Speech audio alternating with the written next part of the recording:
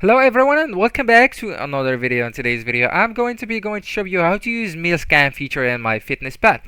So that's actually so simple. You just need to hold up your meal, or for example I want an egg and a tea also, and yeah, for example meat, etc., and I want to add them to MyFitnessPal dice. So I just need to take a scan for them, and then they will be added to the app or to my meal.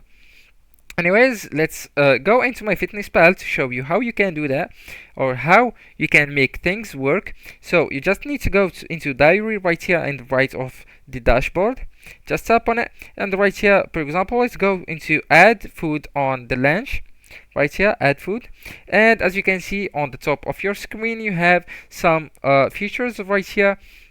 So you just need to swipe right to see scan meal, and you just need to tap on it.